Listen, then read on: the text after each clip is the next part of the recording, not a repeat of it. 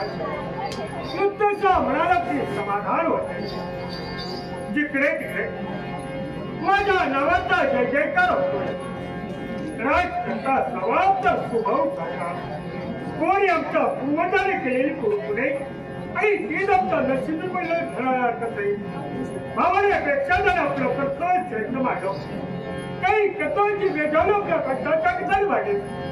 सारा प्रजाजनाला न्याय देण्याचा करता करतोय तो राजकर्ता म्हणजे कोणी सामान्य व्यक्ती नव्हे एक महान व्यक्ती कर्तव्याची जबाबदारी आणि ती जबाबदारी योग्य तरीने पार पाडावी हे तर माझा हक्काचा प्रश्न आहे हे भगवान